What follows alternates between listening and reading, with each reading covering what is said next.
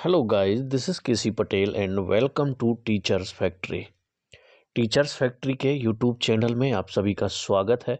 अगर आप लोग चैनल पर पहली बार आए हैं तो चैनल को सब्सक्राइब कर लें एंड बेल आइकन को प्रेस कर दें ताकि जब भी क्लासेस की वीडियो अपलोड होते हैं तो आप लोगों को नोटिफिकेशन के माध्यम से जानकारी मिल सके। अगर आप लोग वीडियो को फेसबुक पर देख रहे हैं तो फेसबुक पेज को फॉलो ज़रूर कर लें। आज का हमारा टॉपिक है समावेशी शिक्षा। सीडीपी के जितने भी टॉपिक हो चुके हैं उसको मैंने एक प्लेलिस्ट में रख दिया है, तो प्लेलिस्ट की लिंक भी आपको डिस्क्रिप्शन में मिल जाएगी। सीडीपी बाल विकास एवं शिक्षा शास्त्र के नाम से प्लेलिस्ट बनी हुई है। उसमें जितने अभी तक मैं टॉपिक करवा चुका हूँ सारे के सारे टॉपिक आपको उस प्लेलिस्ट में मिल जाएंगे। लगभग 60% आपकी सीडीपी कंप्लीट हो चुकी है। थ्योरी सेक्शन की बात कर रहा हूँ मैं। दिसंबर में आपका सीडीपी का पूरा सिलेबस कंप्लीट हो जाएगा। जनवरी से हम लोग प्रैक्टिस करेंगे और 2-3 महामैराथन क्लास में मैं आपकी Hindi pedology, English pedology, math pedology करवा दूंगा। 2 या 3 मैराथन क्लास में आपकी पूरी पर्यावरण ख़त्म कर दूंगा। ठीक है, तो आपका सिलेबस कंप्लीट हो जाएगा। इसके बाद जो इम्पोर्टेंट है वो है आपकी प्रैक्टिस सेट। तो प्रीवियस ईयर में जितने क्वेश्चन आए हुए हैं वो टॉपिक वाइज आपकी प्रैक्टिस कर लेंगे। जैसे मान लीजिए जीन पियाजे से किस तरह के क्वेश्चन पूछे जाते हैं, लेव वाइगॉत्स्की से किस तरह से क्वेश्चन एग्जाम में आते हैं, या फिर आपके ग्रोथ एंड डेवलपमेंट से किस तरह के क्वेश्चन पूछे जाते हैं एग्जाम में। टॉपिक वाइज आपकी प्रैक्टिस करवा दूंगा और प्रीवियस ईयर के क्वेश्चन जितने भी आ चुके हैं अभी तक के उनकी जल्द पीडीएफ कंप्लीट कर लूँगा, तो वो आपको प्रैक्टिस में मिल जाएंगे। पीडीएफ भी आपको मिल जाएगी टेलीग्राम चैनल पर। टेलीग्राम चैनल की लिंक आपको डिस्क्रिप्शन में मिल जाएगी। तो चलिए शुरू करते हैं। आज का जो हमारा टॉपिक है वो है समावेशी शिक्षा, यानी कि इंक्लूसिव एजुकेशन। अब इंक्लूसिव एजुकेशन होता क्या है उसके बारे में मैं आपको संक्षेप में बता देता हूँ, ताकि आगे जब आप इसकी थ्योरी थोड़ा बहुत समझेंगे तो एकदम क्लियर आपके दिमाग में छप जाएगा। समावेशी शिक्षा का मतलब क्या होता है उसको समझिए।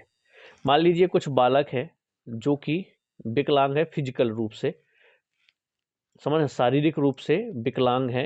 ये हो गए आपके फिजिकल रूप से विकलांग बच्चे।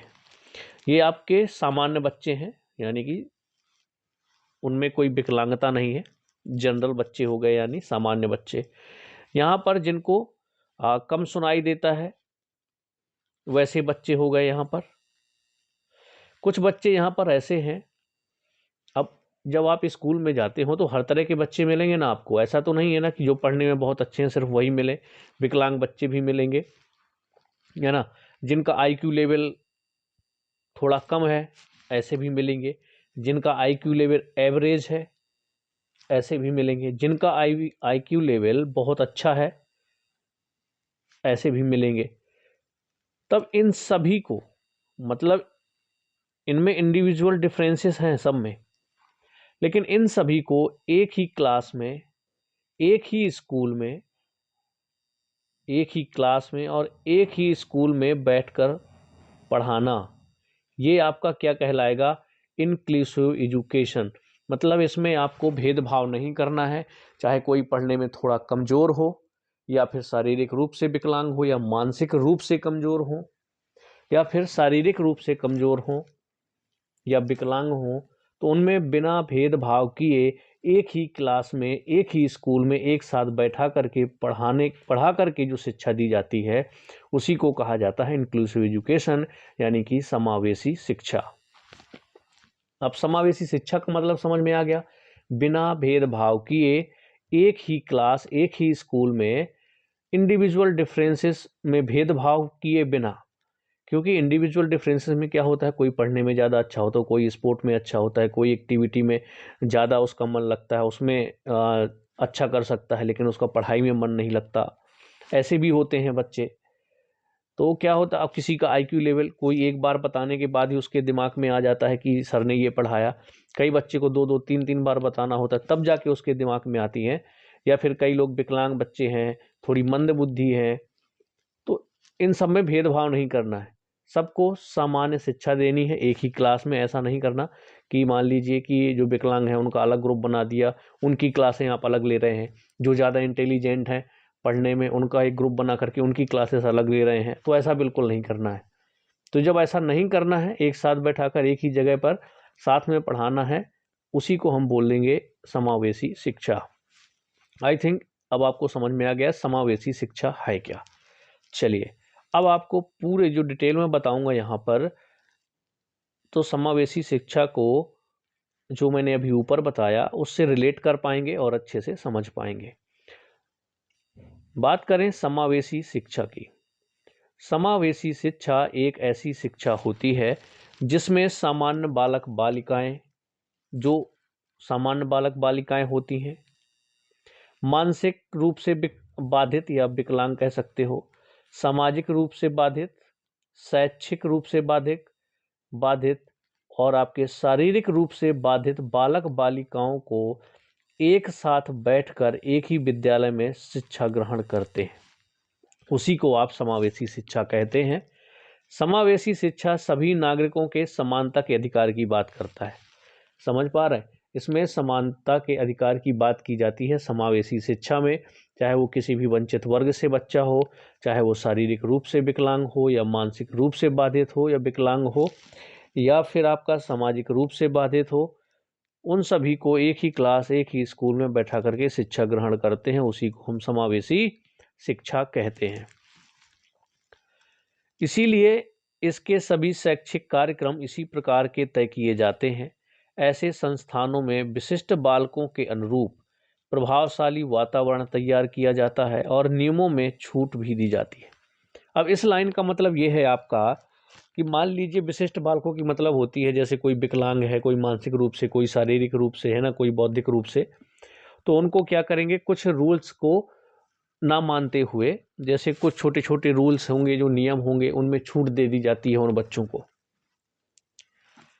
कहने का मतलब ये है कि जो आपका सिलेबस है उसको कंप्लीट कराया गया, या फिर मान लीजिए आप टेस्ट लेते हैं, या फिर विद्यालय के कुछ ऐसे रूल्स हैं जो बनाए गए हैं, तो जो विशिष्ट बालक है उनके लिए थोड़ी बहुत छूट दे दी जाती है उसमें, ताकि वो सहजता से अच्छे से अपनी पढ़ाई भी कर सके और हर चीज़ में भाग भी ले सके। मान लीजिए किसी चीज़ में उनको कठिनाई हो रही है तो उसमें थोड़ा सा उनको छूट दे दी जाएगी, तो वो लोग अच्छा करेंगे, जिससे कि विशिष्ट बालकों को समावेशी शिक्षा के द्वारा सामान्य विद्यालयों में सामान्य बालकों के साथ कुछ अधिक सहायता प्रदान करने की कोशिश की जाती है।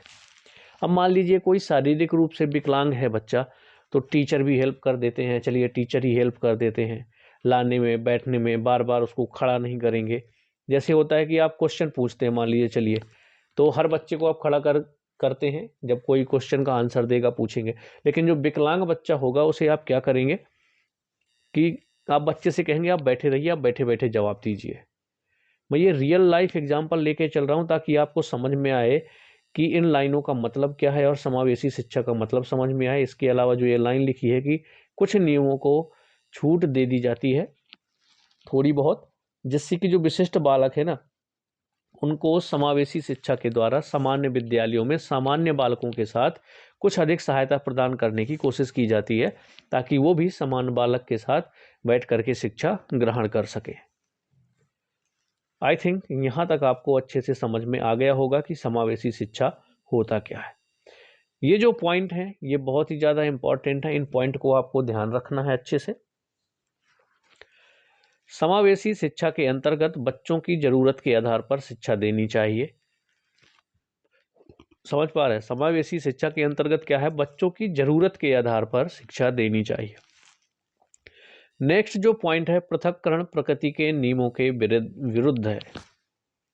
अब कैसा, जैसे मैंने आपको बताया कि आप अलग अलग ग्रुप बना करके बच्चों को नहीं पढ़ा सकते, पृथक्करण उनका नहीं कर सकते, उनको सेपरेट नहीं कर सकते कि जो पढ़ने में बहुत अच्छे हैं उनका एक अलग ग्रुप बना के उन्हें पढ़ा रहे हैं, जो विकलांग हैं उनको आप अलग बैठा रहे हैं और उनको अलग से पढ़ा रहे हैं, या फिर जिनका आईक्यू लेवल एवरेज है उनको अलग बैठा के पढ़ा रहे हैं।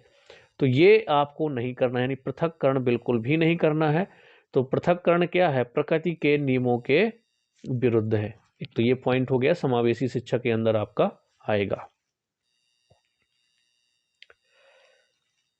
चलिए, ये संयुक्त राष्ट्र संघ, ये जो पॉइंट है ना, ये भी इम्पोर्टेंट है, इसको दिमाग में रखिएगा आप लोग। संयुक्त राष्ट्र संघ 1993 में सभी को समान अवसर के द्वारा सभी वंचितों की शिक्षा कराने का सभी राज्यों को आवश्यक दायित्व सौंपा गया है, जिसके अंतर्गत सभी वंचित वर्ग हो गए, शारीरिक रूप से अक्षम, अंधत्व, बधिर, विकलांग, बौद्धिक स्तर पर वंचित, संवेदी, मांसपेशी, अस्थि व अन्य विकलांग, भाषा, बोली, कामगार, जातिगत समूह, धार्मिक अल्पसंख्यक, स्त्री पुरुष भेदभाव को दूर करके सर्वजन के संपूर्ण विकास हेतु शिक्षा का प्रावधान है। संयुक्त राष्ट्र संघ 1993 में सभी को समान अवसर के द्वारा सभी वंचितों को शिक्षा कराने का सभी राज्यों को आवश्यक दायित्व सौंपा गया था। ये सभी जो वर्ग हैं, इन सब में भेदभाव को दूर करके सर्वजन के संपूर्ण विकास हेतु शिक्षा का प्रावधान है। याद रखिएगा इसको।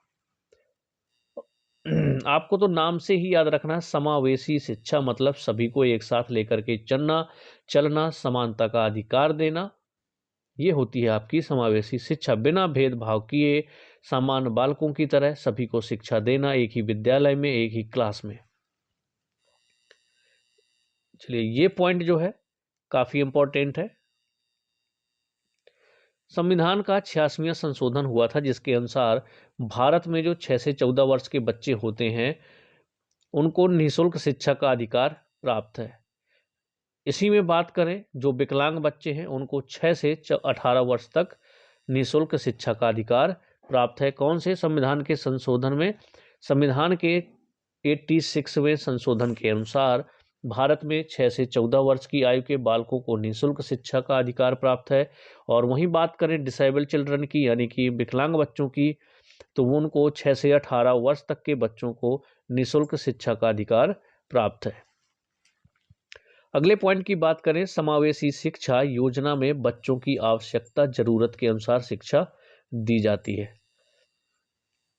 समावेशी शिक्षा के अंतर्गत सिस्टम में बदलाव किया जा सकता है। ये बहुत ही इंपॉर्टेंट है आपका जो पॉइंट है।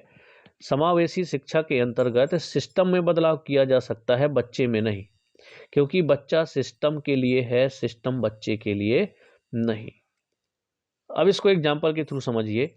मान लीजिए किसी बच्चे को नीड है जो चल नहीं पाता, ठीक है, तो स्कूल में क्या होगा कि उस बच्चे को चलने के लिए, अगर मान लीजिए आपका फर्स्ट फ्लोर में क्लासरूम है, तो वहाँ पर विकलांग बच्चों के लिए अलग से एक जो जिसमें से वो आपकी साइकिल जा सके, उस तरह की आपकी सीढ़ियाँ होनी चाहिए। तो क्या होता है कि जब बच्चे को नहीं बदलना है, आपको सिस्टम को बदलना है, जिस तरह से कि बच्चे की जो नीड है, बच्चे की जिससे हेल्प हो सकती है, उस हिसाब से आपको सिस्टम को बनाना है, ना कि आपको सिस्टम के लिए बच्चे को बदलना है कि अगर वो सीढ़ियों से नहीं चल सकता तो नहीं, आप सीढ़ियों से चलना सीखे, चाहे जैसे सीखे। ऐसा नहीं करना है। आपको करना क्या है कि सिस्टम को बच्चे के हिसाब से लेकर के आना है, जिससे बच्चे को सहूलियत हो, चाहे वो बात क्लासरूम की हो या फिर आपकी स्कूल की हो। तो इस एग्जाम्पल से आपको समझ में आ गया होगा कि जो सिस्टम है, सिस्टम आप समझ लीजिए कि स्कूल पूरा सिस्टम है, तो आपको उस पूरे सिस्टम को बच्चे के हिसाब से रखना है। अगर कोई प्रॉब्लम है तो आपको सिस्टम में आपको बदलाव करना है, बच्चे में कोई बदलाव नहीं करना है, क्योंकि सिस्टम जो होता है वो बच्चे के लिए होता है, बच्चा सिस्टम के लिए नहीं। तो ये समावेशी शिक्षा के अंतर्गत आपका पॉइंट बहुत ही ज़्यादा इंपॉर्टेंट है, इसको भी आपको याद रखना। अरे ये आप वीडियो को 2 से 3 बार देख लीजिए, बस आपके दिमाग में अपने आप छप जाएगा। जब आपके इस टॉपिक से क्वेश्चन एग्जाम में पूछा जाएगा तो आपको आंसर अपने आप मिल जाएगा। अब इस पॉइंट की बात करें, इंटीग्रेटेड एजुकेशन के कंपेयर में आपका इंक्लूसिव एजुकेशन बेहतर है। मतलब एकीकृत शिक्षा की बात की जाए तो एकीकृत शिक्षा से आपका समावेशी शिक्षा बेस्ट है। समावेशी शिक्षा बेहतर है, क्योंकि समावेशी शिक्षा में बिना भेदभाव किए आप सबको एक साथ लेकर के चल सकते हैं। तो ये छोटा टॉपिक था, आपको समझ में आ गया होगा पूरा कि समावेशी शिक्षा होता क्या है, इसके जो इम्पोर्टेंट पॉइंट थे उनको भी मैंने बता दिया, आपको ये याद रखना है। अब इस टॉपिक से किस तरह के क्वेश्चन बनते हैं वो मैं आपको जब टॉपिक वाइज आपके MCQs करवाऊंगा तो आपको समझ में आ जाएगा आराम से। तो चलिए, कोई भी डाउट होगा तो आप लोग कमेंट्स में बताइएगा। मैं एक बार फिर आपको बता देता हूँ, CDP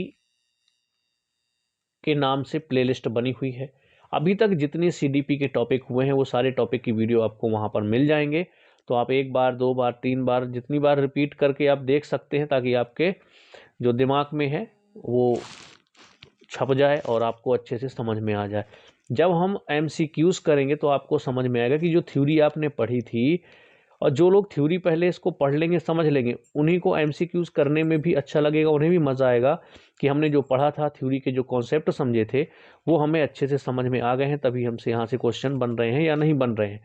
और थोड़ी बहुत जो कॉन्सेप्ट आपके रह जाएंगे MCQs में पूरे करवा दूंगा, क्योंकि बहुत ज़रूरी है कि किस तरह के क्वेश्चन किस टॉपिक से पूछे जाते हैं उसकी प्रैक्टिस करना, और प्रीवियस ईयर के क्वेश्चन की प्रैक्टिस करना बहुत ही ज़्यादा ज़रूरी है।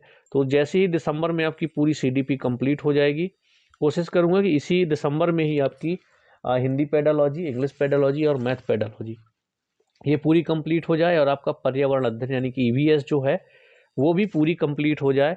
तो जो 21-20 दिन बचेंगे आपके जनवरी के, उन 20 दिनों में प्रैक्टिस करेंगे ज़्यादा से ज़्यादा क्वेश्चन की, प्रीवियस ईयर के क्वेश्चन की। आपको क्वेश्चन तो इतने करवा दूंगा कि आपने अगर उतने प्रैक्टिस कर लिए तो आपका सीटेट आराम से निकल जाएगा, अगर आपने सिर्फ MCQs कर लिए तो, और कॉन्सेप्ट को समझ लिया। अगर आपको अच्छे मार्क्स लाने हैं 120+ तो आपको ये थ्योरी पढ़ के समझनी होगी। बाकी पुराने MCQs जो कंटेंट बताऊंगा, जिस तरह से बताऊंगा उस तरह से अगर पढ़ते गए तो आपके अच्छे खासे मार्क्स आ जाएंगे सीटेट में, पेपर 1 हो चाहे पेपर 2 हो। ठीक है, तो चलिए मिलते हैं हम लोग नेक्स्ट वीडियो में। कोई डाउट होगा तो कमेंट्स में बताइएगा।